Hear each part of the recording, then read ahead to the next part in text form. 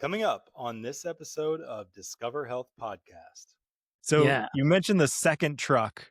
So it's hard to imagine you got hit by one truck and you survived. Let's talk about this second truck that hit you. And this happened during the pandemic. And I know that you started seeing natural health doctors. They were being vilified. They were being, held up as like, oh man, avoid these people at all costs. That's These are right. this is your enemy. What were you seeing that made you say something is really wrong with our medical system? Yeah, literally that's what woke me up was going through that process because as I saw them vilifying it was vitamin D, literally the sun. It was like, because when I was an athlete, right, I was one of the books that I had read that was really impactful to my running was called Eat to Win. And it was all about nutrition and how what you put in your body, fuels your body. And that helped me tremendously as a runner. And so I always had that as a base, right? I knew that what you put in this body really helps you. So that when the pandemic hit, I'm like, okay, I got to start figuring out how I can keep my family safe. And so I started doing a lot of research on supplements and just ways that I could do things naturally to help my family. And so I was researching it, and then all of a sudden I saw the vilification of this doctor. He was an amazing health practitioner. He was talking about vitamin D, and the government was suing him for billions of dollars with a B.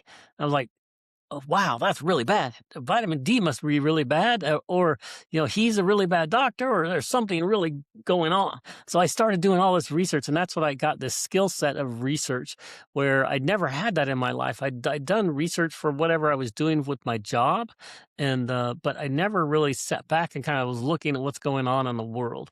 So this was the first time I ended up losing my job. That was a second truck was that hit me is with the pandemic. I was a traveling salesperson and I traveled all across the West Coast and I couldn't travel with the pandemic. So they downsized the sales team. And so literally it was like first time I had time.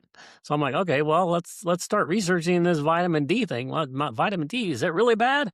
So I went and dug into vitamin D and like, oh my gosh, vitamin D is like essential to life, right? We don't have vitamin D, we don't have oxygen, right? It's like literally a key part of who we are as a person. And then so I'm like, okay, vitamin D is not bad. Of course, you can abuse anything, but still, vitamin D in itself is not bad.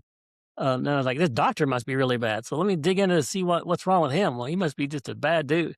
The more research I did on him, he was an amazing health practitioner, helping people with natural remedies and natural solutions, and just had a heart to help people. So I'm like, I don't see the thing. So why? Why are they suing him for billions of dollars?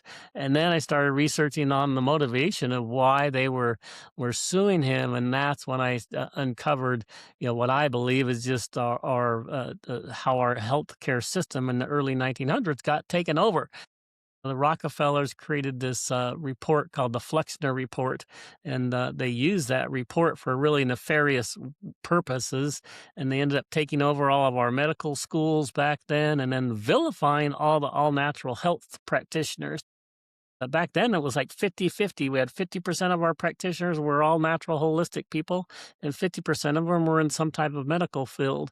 And nowadays, you fast forward to 2026, and there's like 0.01% are all natural health practitioners, right? Compared to back then. So they did a fantastic job of squashing the all natural health, but they did it really for nefarious purposes, right? The Rockefellers, they with those medical schools, they only taught pharmaceutical based medication, and the reason why is because they could patent it. So it was literally all about money.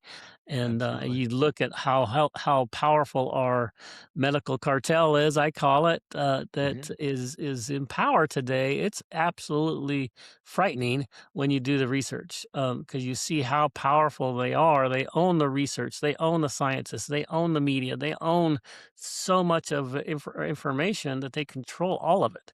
And when I found that out, that's when I really got pissed off. I was so mad at the world.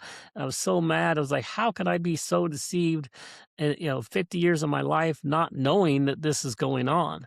And so that was really eye opening. And so that was like that's why I have to call it a truck because it really went took me from I was in one going one direction, all of a sudden, boom, my whole life got swept out from underneath me, kind of like back when I was a young runner. And so the fun thing for me now is it's like, oh my gosh, I don't believe anything anybody tells me. Is I'll take the information you'll give me, but then I'm going to go do my own research because I've found that there's lots of research that's tainted research and it's paid for research. And so you have to really dig in and look at the motivation behind the research and Hmm. understand, is that really true information? So that got me so interested in all natural health and this whole field. I was like, how can I, little Rob, make a difference in this world? And I wasn't sure how.